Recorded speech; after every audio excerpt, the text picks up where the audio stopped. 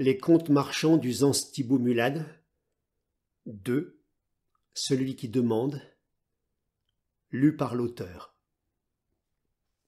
Il y avait sur ce plateau si haut que jamais de mémoire de planète plus haut plateau ne fut habité par des hommes. Il y avait sur ce plateau si haut, caché par des chaînes de montagnes infranchissables, appelé Zanstibou-Mulad. Il y avait sur ce si haut plateau, dans ce petit royaume, un jeune garçon qui possédait un don particulier. Il se plantait devant vous, ce garçon-là, croisait les mains derrière le dos, penchait un peu la tête et souriait d'un sourire qui ne s'explique pas. Un sourire de pur bonheur. Et quand il se plantait devant vous, tête penchée, main derrière le dos, il semblait vous dire « Je t'offre la joie dont je possède le secret. » Vous vous surpreniez à sourire comme lui, tête un peu penchée. Vous sentiez vos mains glisser derrière votre dos et vous ignoriez tout à coup, au plus fort de l'hiver, la morsure du froid. Alors, de sa voix la plus douce, il vous demandait de lui rendre un service. Qui aurait pu résister? Quand il devint jeune homme, sa réputation était bien établie aux Zanstibou-Mulad et nul ne pouvait se vanter de lui avoir refusé quoi que ce soit. Celui qui s'en serait vanté aurait été considéré comme un cruel sans cœur. Aussi, quand lui vint le goût des filles, on jugea aussi prudent qu'urgent d'enfermer les promises. Les autres croquèrent dans la joie offerte et chaque jour compta un nouveau jaloux. Il fut temps de le nommer. Il désirait être appelé celui qui offre. Celui qui nomme refusa sous le prétexte qu'une Zanstibou-Muladienne qui donnait de la joie s'appelait celle qui s'offre et que l'on pourrait confondre. Il appela le jeune homme celui qui demande. L'époque du mariage était venue pour le prince du royaume. Il ne pouvait se marier avec une fille de son pays et devait donc demander la main d'une princesse d'un autre pays, mais rares étaient les habitants de la planète qui connaissaient le Zanstibou-Mulad. On consulta celui qui devine, frère de celui qui nomme.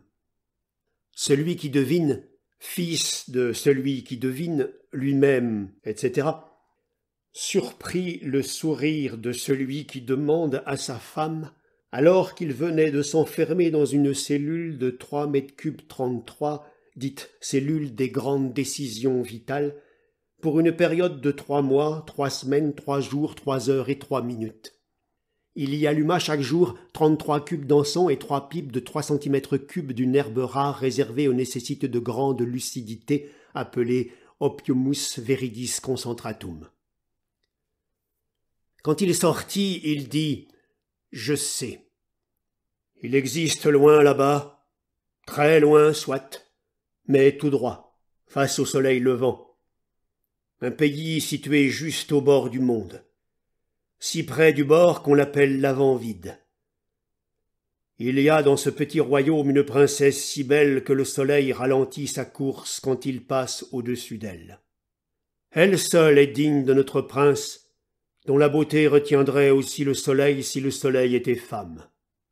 Nous devons envoyer un messager en avant-vide pour demander la main de cette princesse, et nul n'est plus qualifié pour cette mission que celui qui demande. » Celui qui demande, qui ne pouvait refuser, songea qu'il avait bien fait de pousser l'épanouissement du sourire avec la femme de celui qui devine jusqu'au cri de joie. Il quitta le pays en descendant sur la glace de la rivière.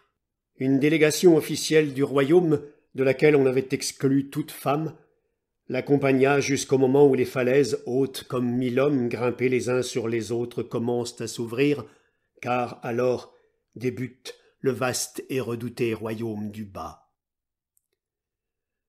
Combien de Zanstibou-Muladiens n'en étaient jamais revenus de ce royaume-là? On colportait à son propos les pires histoires et l'on n'en savait qu'une chose. C'est que toute la neige qui fondait, toute la pluie qui tombait aux Zanstibou-Mulad se perdait dans le fond de ce royaume du bas. Un fond appelé océan. Des animaux y nageaient, quelques îles y surnageaient et la plus grande s'appelait Amérique.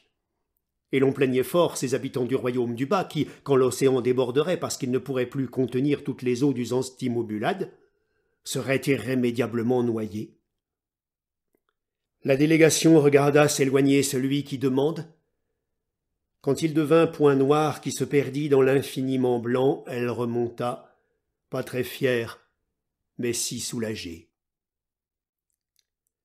Celui qui demande descendit pendant plusieurs jours, sans rencontrer la moindre maison. Il marchait lentement. Il devinait son voyage très long et ne voulait pas emballer l'âme. La dernière décision de sa tête avait été « Mes pieds jugeront ». Le soleil se levait derrière une immense chaîne de montagnes. Ses pieds ne pouvaient pas marcher face au soleil levant. Il tentait de contourner ce massif qui ne cessait d'étirer ses cimes. Quand ils s'arrêtaient, leurs orteils regardaient, souriant, celui qui demande, l'ongle un peu penché. Celui qui demande alors souriait à la montagne, penchait un peu la tête et s'étonnait qu'elle refuse de s'ouvrir, elle qui se déverrouillait à la demande dans les histoires que lisait celui qui envoûte, le grand conteur du Zanstibou-Mulad. Alors qu'il avait terminé depuis la veille sa provision d'orge, il passa devant la première maison du royaume du bas. Il y offrit sa joie, on lui donna une ration. Alors, plus il descendit, plus la nature le gâta de ses opulences. Chaque lever de soleil lui semblait une page ouverte dans un grand livre d'images qui aurait pu illustrer les contes de celui qui envoûte. La neige fit place à l'herbe, et l'herbe verdit et crut jusqu'à devenir arbre. Il atteignit le nirvana buccal quand il goûta son premier bol de riz. Il s'évanouit en mordant sa première tranche d'orange sur les lèvres d'une jeune fille qui avait aimé son sourire. Ses pieds, chaque jour, ralentissaient encore tant il désirait tout voir et entendre, et toucher, et sentir, et goûter, goûter, encore goûter.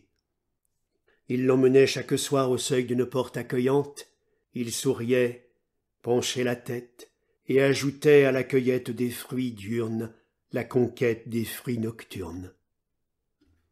Personne ne savait où se trouvait l'avant vide. Celui qui devine n'avait imposé nulle date de retour, il allait donc au rythme de ses rencontres, cherchant toujours la faille qui traverserait la montagne. Puis un jour, une porte se ferma, puis une autre, encore une autre. À peine ouvrait-il la bouche qu'on le regardait comme une bête curieuse. Celui qui demande découvrit ce qu'il n'aurait jamais imaginé. Des hommes et des femmes parlant une autre langue que le zanstibou-muladien. Sa vision du monde en fut bouleversée. Il en éprouva une vive excitation et décida sur-le-champ d'apprendre cette nouvelle langue. Il parvint en cet étrange pays à trouver une femme qui connaissait quelques bribes de zanstibou-muladien, assez pour comprendre sa question « Voulez-vous être ma maîtresse ?» Le temps que s'épanouissent dans les nuits les sourires d'une douzaine de lunes entières, il explora avec elle les secrets de la nouvelle langue. Il en compara les qualités avec la sienne, puis, satisfait, il remercia et reprit son chemin riche de deux langues. Ce qu'il ignorait, c'est que ce nouveau pays-là était un petit pays dont il toucha vite la frontière. Et après la frontière, il lui fallut trouver une nouvelle maîtresse pour apprendre la nouvelle langue du nouveau pays. 12 autres lunes entières plus tard, il reprit son chemin riche de 3 langues. Il ne marchait toujours pas face au soleil levant tellement cette montagne n'en finissait plus d'étirer ses cimes. Comme si elle voulait, au fur et à mesure de son éloignement, faire vibrer les profondeurs minérales de son âme en lui rappelant qu'il venait d'un pays où la montagne enfante des sources qui fécondent des pierres qui accouchent de champs d'orge. Lui, résolument tourné vers la plaine, marchait toujours. Il traversa d'autres pays, y demeura le temps d'une douzaine de lunes entières pour s'initier à de nouveaux secrets linguistiques. L'avant vide, nul ne connaissait. Alors, continuons, disait-il. Il entendit parler d'un pays dont l'immensité dépassait la plus immense des imaginations du côté du soleil levant. Un pays qui avait inventé les temps nouveaux et que ses habitants louaient et chantaient derrière des drapeaux rouges pour éradiquer les temps anciens. Celui qui demande ne savait pas à quoi on reconnaissait un homme des temps anciens d'un homme des temps nouveaux. Dans le doute, il priait pour que l'avant vide ne se trouve pas au bout de ce pays-là qui pouvait l'éradiquer s'il se trompait de temps. Puis un matin, alors qu'il pouvait enfin, depuis quelques jours, marcher face au soleil levant, il découvrit une immensité aussi plate que brillante qui virait au bleu au fur et à mesure que l'astre se hissait aux cieux. Il s'arrêta au bord d'une haute falaise face à l'océan. « Serais-je au bout du monde ?» se demanda-t-il. D'après celui qui devine, le bout du monde était un gouffre sans fond. Il devait donc traverser cet océan-là où nageaient des animaux et surnageaient des îles. Il avait appris un mot inconnu aux anstimomulades, bateau. Il marcha, entra dans une grande ville, vit un grand bateau, sourit, pencha la tête et devint apprenti marin. Le bateau navigua longtemps face au soleil levant. Plus de maîtresse pour lui apprendre des secrets, mais des hommes qui ignoraient ses questions. Il se perdait dans l'immensité bleue et couchait sur le pont pour ne rater aucun lever de soleil. Le bateau accosta sur une terre dont une nouvelle chaîne de montagnes barrait loin, très loin à l'horizon. Il disparut dans une nuit sans lune et d'infinis dédales de rues.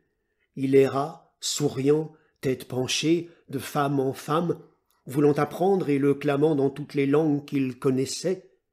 Il ne rencontrait pas le moindre écho jusqu'au jour où... Il resta 25 lunes entières auprès de sa nouvelle maîtresse, qui connaissait les déclinaisons les plus subtiles, les charmes les plus raffinés de cette langue si nouvelle, dont les signes et les sons différaient tellement de tout ce qu'il savait. Cette maîtresse, malgré toute sa science, n'avait jamais entendu parler de l'avant vide. Elle affirma même un jour que ce pays ne pouvait pas exister puisque la terre n'avait pas de bord.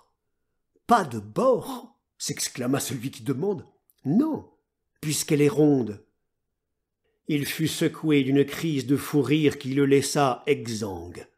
Quand, plus tard, il eut le mal du pays, il songea à la rotondité de la terre pour chasser toute nostalgie. Un matin, après une nuit particulièrement riche en découvertes linguistiques, le soleil resta caché derrière la lune. « Celui qui devine me voit, dit-il, c'est son signe. Si je reste, plus de soleil. Vite, il a le pouvoir qui ne plaisante pas. » Il partit en courant, avec, pour tout bagage, l'image de sa maîtresse pâle aux bras levés, comme figée, devant sa maison, les saveurs de sa langue et la machette qu'elle lui offrait. Alors, le soleil sortit de derrière la lune et la puissance de celui qui devine impressionna celui qui demande. Lui qui avait tant marché pour éviter la montagne d'avant l'océan n'avait plus le choix. Il devait franchir la cordillère, il l'appelait ainsi dans ce pays, et redescendre dans un océan vert de forêt, lui avait-on dit. Il grimpa tout en haut de la cordillère, la remercia pour sa modestie, puis plongea dans l'océan vert. Il fut attaqué par tellement d'insectes qu'il ne doutait pas d'être parvenu dans l'enfer des plaines compté par celui qui envoûte. Il avançait dans les bruissements menaçants au rythme des coups de machette. Il ne voyait plus la lune, ne distinguait plus le soleil levant du soleil couchant. Il mangeait ce qu'il trouvait sur les arbres foisonnants et n'échappait à aucun empoisonnement. Entre nausées, vomissements, diarrhées, étourdissements et évanouissements, il avançait. Il crut voir, par un matin de crise, dans une clairière, sous des huttes, des femmes si nues, qu'il fut pris d'une grande envie d'apprendre. Surgirent alors des mâles peints et rugissants aux carquois pleins et arcs longs bandés dans sa direction. Il ferma les yeux et récita la prière qui libère les consciences énergies de leur enveloppe charnelle afin qu'elle guide son âme vers son prochain corps. Quand il les rouvrit, les mâles peints avaient débandé leurs arcs. Ils s'étaient agenouillés et se prosternaient devant lui. On lui présenta une calebasse pleine d'eau, et il comprit. Rouge, enflé de la tête aux pieds, il ressemblait plus à une grappe de gros boutons qu'à un homme. Or, partout était dessiné, peint, gravé, un personnage devant lequel tous se prosternaient, leur Dieu, qui ressemblait étonnamment à une grappe de gros boutons. Il fut accueilli par la grande prêtresse du village. Elle s'étonna que ce Dieu ne sache ni parler ni chasser, mais il était tellement ressemblant. Il fut initié au secret de la chasse par le mari de la grande prêtresse et à ceux de la langue par leur fille. Entre deux cours, elle le peignait, nu, des pieds à la tête, puis elle appelait ses amis pour qu'elle commande son œuvre. Tandis qu'elle scrutait, comparait, touchait, celui qui demande avait l'impression de manquer de repères. Après bien des lunes, il connaissait assez de mots pour expliquer sa quête. La prêtresse confirma que la beauté de la princesse d'Avant-Vide était légendaire. Elle s'étonna que ce dieu-là ne connaisse pas la route de l'Avant-Vide, mais il était tellement ressemblant. Lui, chaque jour, allait se faire piquer en secret par des insectes répugnants pour rester rouge et enflé. La grande prêtresse lui expliqua le chemin de l'Avant-Vide et l'on prépara le départ. Il fut conduit au bord d'un fleuve sur lequel des hommes peints ramaient dans des troncs d'arbres. Il descendit avec eux pendant plusieurs jours, puis fut installé dans un tronc plus petit. Il partit donc seul, nu, peint, face au soleil levant. « C'est simple, » lui avait dit la prêtresse. « Tu rameras pendant des lunes et encore des lunes entre les deux rives de l'océan vert jusqu'à l'océan bleu. Alors, tu rameras encore pendant des lunes et encore des lunes, et tu arriveras. » Il ramait, ramait, ramait. Les singes qui se moquaient de lui quand il accostait maladroitement se taisaient quand il bandait son arc et que la flèche qui sifflait transperçait un persifleur qui chutait. Puis il ramait, ramait, ramait. Il se demandait comment, au retour, avec la princesse dans le tronc, il allait bien pouvoir remonter les rapides qu'il franchissait. Parfois les rives s'élargissaient tellement qu'il avait l'impression d'entrer dans l'océan bleu, puis elles se resserraient. Alors il ramait, ramait, ramait. Parfois le fleuve se partageait en deux. Il parvenait au bout d'un bras mort qu'il devait remonter en ramant, ramant, ramant. Il ramait depuis des lunes et puis presque encore des lunes, mais pas tout à fait, quand il se perdit dans un labyrinthe.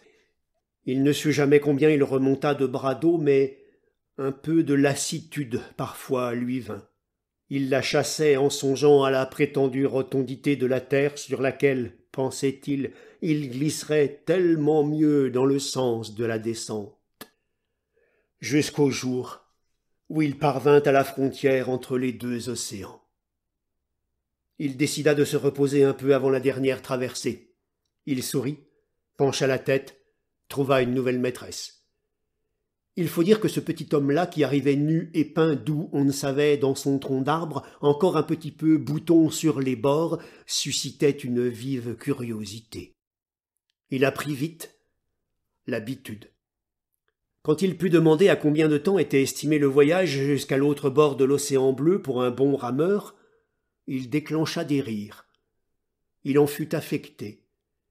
Il décida de rester pour corriger son péché d'orgueil, dégonfler tout à fait et mieux se renseigner sur les distances. Une vingtaine de lunes plus tard, il sourit, pencha la tête, fut embarqué en qualité de marin. Une lune après, il débarquait de ce bateau qui avait navigué face au soleil levant, convaincu qu'il parvenait en Avant-Vide. Il se renseigna sur l'Avant-Vide, mais quelle sonorité que les sonorités de cette nouvelle langue! Combien de temps devrait-il rester pour la déchiffrer? Il chercha une nouvelle maîtresse, mais les femmes sortaient voilées. Elles fuyaient au premier regard. Un jour, il insista un peu trop. La femme cria. Un homme surgit, couteau en main. Celui qui demande admira les fines ciselures du manche et le tranchant du fil, mais pas trop longtemps. Peut-être la prêtresse lui avait-elle fourni de mauvais renseignements. Il y avait des terres, là-bas, encore, face au soleil levant. Il marcha face au soleil levant. Une lune entière plus tard, toujours il marchait, toujours les femmes se voilaient, toujours les couteaux frémissaient. Lui qui sur l'océan avait salué toutes les voiles apprenait sur terre à les ignorer. Les hommes en revanche devançaient ces questions, mais les dialogues restaient limités. Il tentait toutes les langues qu'il connaissait presque toujours en vain et ne se décidait pas à chercher un maître. Eux ne comprenaient pas mais l'invitaient et lui offraient gîte et couvert. Il entrait yeux baissés, mangeait yeux baissés, dormait yeux fermés. Parfois, trop seul, trop las, il tentait des questions, demandait par geste à des hommes pourquoi dans des voiles. Trop laides? Trop mauvaises? Comment? Que je marche vite? Loin. J'y pensais, oui. Je suis attendu en avant-vide. Et puis l'idée lui vint que la princesse d'Avant-Vide ne pouvait pas être voilée. Sinon, comment celui qui devine aurait-il connu sa beauté? Il fallait donc marcher encore jusqu'à des nouvelles sonorités. Il marcha. À sa gauche scintillait toujours le bleu plat jusqu'au-delà des horizons. Comme à côté d'un grand frère rassurant, il marchait sans pause, depuis avant les soleils qui se levaient parce qu'il lui disait « c'est par ici et pas fini », jusqu'après ceux qui se couchaient parce qu'il aimait se sentir grain de tison dans l'infini brasier qui mêlait cieux et eaux. Comme il avait pesé le poids de son existence dans les cœurs qu'il avait vaincus et des sourires qui allongeaient des femmes, il commençait à le peser dans des marches qui apaisaient son âme. Il pêchait des dîners mangés loin des villages quand il se sentait las de ne pas oser, las d'ignorer, las de regarder ses pieds auxquels il vouait pourtant reconnaissance et admiration, las de se sentir trop étranger dans ce pays trop étrange. Ou, plus exactement, il ne se tut pas complètement. Il demandait chaque matin au soleil levant « C'est encore loin ?» Le soleil répondait « Tu n'en as jamais été aussi près. » Il soupirait d'aise et devenait léger comme plume. Pendant combien de lunes entières marcha-t-il le long de cette bleuitude? Il ne le sut jamais, mais plus il imprimait à ses marches sans bornes des cadences tranquilles qui roulaient son cœur dans la houle de sa poitrine, plus son esprit s'armait de réponses paisibles, et plus sa peau s'ouvrait le matin comme pétale qui buvait l'alentour pour mieux se fermer le soir comme drap le baignant des mois. Dans la tiédeur d'un petit matin dont la brise avait des accolades marines, au-dessus d'une colline de sable jaune, tandis qu'il mordait dans une grappe de dattes fraîches et que les premières caresses de l'astre peignaient de rose des toits blancs devant la tranquille nappe bleue, il se surprit à espérer que l'avant-vide était encore loin. Elle l'était. Il lui fallut marcher encore pendant beaucoup de lunes entières avant d'arriver devant un canal où glissaient des bateaux grands comme des bateaux d'océan. Il sourit, pencha la tête et demanda « L'avant-vide, c'est encore loin ?» Et comme nul ne répondait, il se répliqua « Tu approches, petit. »« Ah bon ? Oui, mais tout droit. »« Ah bon ? Oui, mais le temps d'encore beaucoup de pas. »« Ah bon ?» Il traversa le canal, suivit encore sa bleuitude pendant 3 jours, puis il dut la quitter et là s'étonna. Une nouvelle immensité le défiait, qui semblait singulièrement manquer d'eau. La traversée s'annonçait aride. Alors il sourit et pencha la tête. Après beaucoup d'infructueuses tentatives sous un soleil qui le recroquevillait chaque jour, il fut embauché, desséché dans une caravane comme il en avait tellement vu depuis qu'il marchait dans cet étrange pays. Il revêtit les habits de rigueur et s'embarqua sur le sable comme il s'était embarqué sur l'eau, derrière des bosses qui imitaient des vagues. Et lui qui n'avait pas cherché de maître en trouva plusieurs qui, chaque soir, autour des feux de camp, de chanson en chanson, l'initièrent au secret de leur langue et qui, chaque jour, l'initièrent au secret du désert. Ils lui dirent qu'ils allaient très loin, du côté du soleil levant. Du côté de l'Avant-Vide, alors? L'Avant-Vide? Jamais entendu parler. Alors celui qui demande pensa qu'il aurait peut-être dû poser quelques repères sur son chemin pour le retour. En attendant, il apprenait encore. La caravane marcha sans répit pendant 5 lunes entières. Celui qui demande peinait pour suivre ses compagnons. Lorsque vint le temps où ils n'eurent plus le droit de boire ni manger depuis le soleil levant jusqu'au soleil couchant, il marcha dans une sorte d'engourdissement de la conscience et s'étonna chaque soir d'avoir fait autant de distance que le prétendaient les caravaniers. Peut-être n'avançait-il que pour rejoindre toutes ces jeunes femmes qui surgissaient des sables devant lui, chantaient et se dévoilaient en lui offrant leur source. De ces apparitions qui faisaient flamber son désir sous le soleil du désert, jamais il ne parlait dans l'épuisement du soir, quand ses compagnons chantaient et dansaient autour du feu de camp sans se dévoiler. Puis ils purent de nouveau s'alimenter sous le soleil. Alors, les longues étapes lui semblèrent des promenades et il comprit le sens de l'épreuve. Il repérait de plus en plus loin les taches vertes sur les collines ocres et leurs promesses d'eau, de dattes et d'oranges. Il s'allongeait béat dans les bras du sable, l'ombre des palmiers et le son d'une flûte lancinante, puis il laissait la nuit effacer ses pensées pour mieux se lever entre 2 grains. Si on lui avait dit à cet instant « Et l'Avant-Vide ?» il aurait répondu « Pfff !» La caravane s'arrêta dans une grande ville après la 5e lune entière. Toutes les marchandises y furent vendues, d'autres achetées, les bêtes de nouveau battées. Le chef dit à celui qui demande « Tu peux être des nôtres et devenir un homme du désert. » Celui qui demande, dans la grande ville, avait revécu ce désert, songé à celui qui devine aussi, rêvé d'avant-vide et très peu dormi. Il montra d'un doigt résigné le soleil levant, puis regarda s'effacer la caravane dans le nuage de poussière qu'elle soulevait du côté du soleil couchant. Il marcha encore pendant bien des lunes, franchit quelques montagnes à l'amusante humilité, puis arriva dans une plaine où proliféraient des enfants qui, comme lui, tendaient la main à des hommes équanimes et des femmes dévoilées. Il comprenait mal comment, si loin de chez lui, il entendait une langue dont les sonorités lui étaient si familières qu'il pouvait se passer d'un nouvel apprentissage. En même temps, son désir de perfectionnement le poussait à chercher maîtresse, mais il suffoquait dans cette soudaine multitude après de si longues lunes en désert et solitude.